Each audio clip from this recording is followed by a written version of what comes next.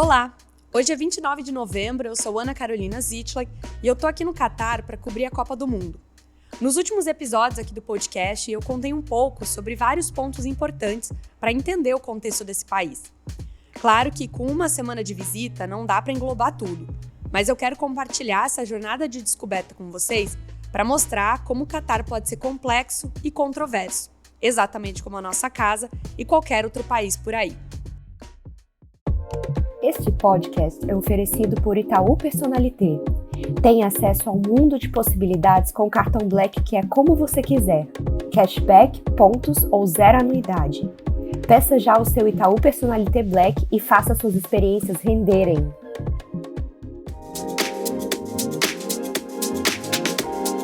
Hoje eu quero falar sobre duas mulheres que eu conheci nesta segunda-feira e que me deram uma visão da vida aqui que eu ainda não tinha escutado. Jawaher e Kaltham são irmãs nascidas em uma família de 6 filhos de Doha, capital do Catar. Seus pais são de Doha, seus avós são de Doha e os seus bisavós talvez fossem de Doha, mas elas não lembram.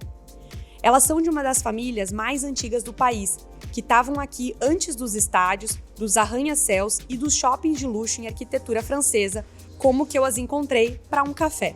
Eu conheci a Kaltham, ou Cat, como ela se apresentou, durante a primeira partida da Copa, do Catar contra o Equador.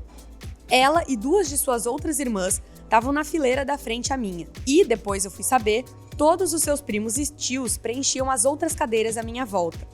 Eu era a única latino-americana no meio de um mar não só de torcedores catares, mas a família Al-Nazar.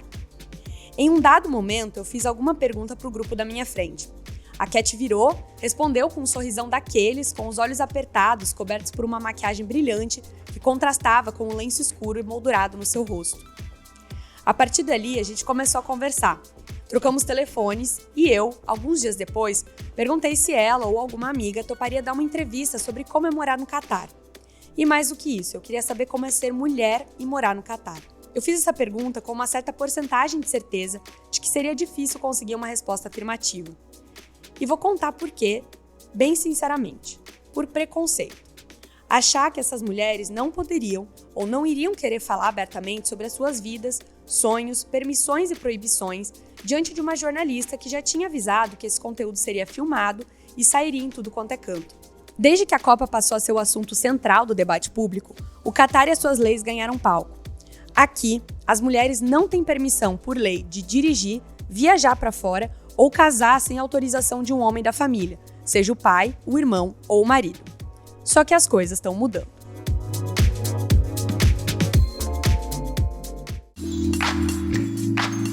Cat não só topou da entrevista, como levou a irmã Jawaher, ou Juju, para, segundo ela, ficar mais fácil para nós não árabes.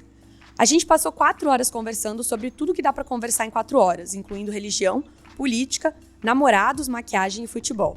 E também experimentando cada bolo do cardápio do café ao qual elas me levaram, porque, segundo elas, era o melhor de Doha inteira.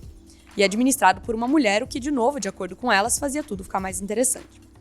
Juju tem 23 anos e acabou de voltar do Reino Unido, onde se formou em mídia e comunicação pela Universidade de Sussex. Ela é agitada e tem um sorriso grande, como o da irmã, que saiu com facilidade quando começou a contar sobre a grande paixão da sua vida, o futebol.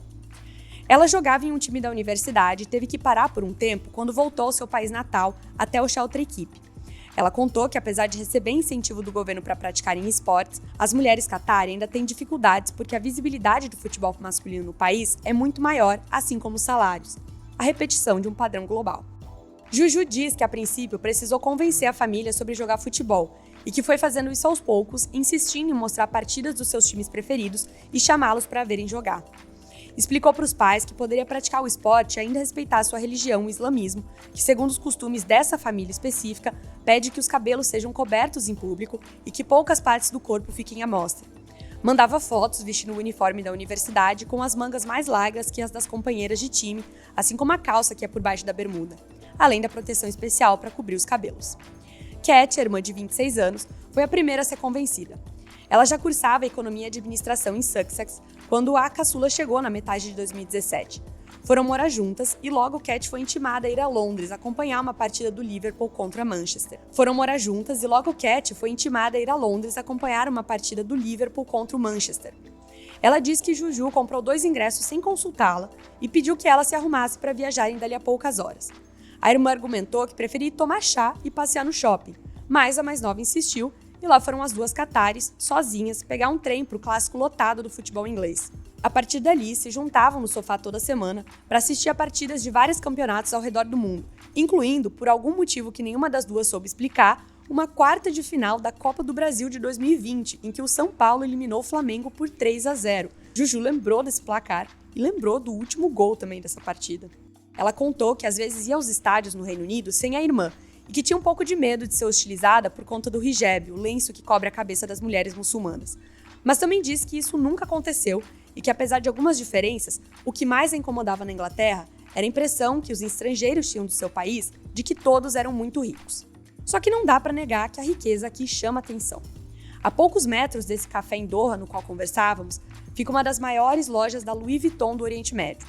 Tem 2 andares de bolsas e acessórios de luxo. Ao lado, marcas como Alexander McQueen, de sapatos, e Cartier, de joias e relógios. E o movimento do shopping é constante, um entra e sai de pessoas que elas me contam serem na maioria locais. É um shopping frequentado por catares. O que também me leva a uma pergunta. E os imigrantes que trabalham aqui, elas têm contato com pessoas de outros países? A resposta é imediata, claro que tem. Cat trabalha para um braço do governo em que muitas pessoas são de fora do Catar, e agora com a Copa do Mundo fizeram amigos de todo lugar. Eu penso um pouco e reformulo a pergunta. Elas têm contato com pessoas que não poderiam frequentar esse shopping no qual estamos? Agora a resposta é um pouco mais desconfortável. Não, não tem. Cat e Juju são de uma família rica aqui do Catar. O pai trabalha nas Forças Armadas e a mãe é professora em uma escola secundária. As duas têm 9 tias e são muito próximas das mais novas. Viajam o mundo inteiro juntas e já passaram alguns verões na Grécia, Tailândia e França. Na família, cada irmão fala árabe, a língua nativa, inglês e pelo menos uma outra língua. Cat fala turco e Juju espanhol, que ela quis praticar comigo para mostrar a fluência perfeita, com um pouquinho de sotaque. As duas foram incentivadas pela família a estudar e trabalhar por um bom tempo antes de procurarem os pais para falarem que estão prontas para um casamento. Elas dizem que cada vez mais amigos da mesma faixa etária estão fazendo isso, já que a taxa de divórcio do Catar subiu muito nos últimos anos, porque as pessoas não querem mais ficar para sempre com quem já conhecem desde criança. Inclusive, é muito comum aqui, dizem elas, casar entre os primos. Em 2021, o Departamento de Estatísticas do Catar registrou um aumento de 88% na base anual nos pedidos de divórcio no país. O ano, pós-pandemia, foi histórico em relação às separações, mas as mulheres também atribuem a maior facilidade se conseguir uma permissão para isso. Segundo elas, há 5 ou 6 anos, não se ouvia falar entre as amigas essa possibilidade, só que o país tem mudado e muito.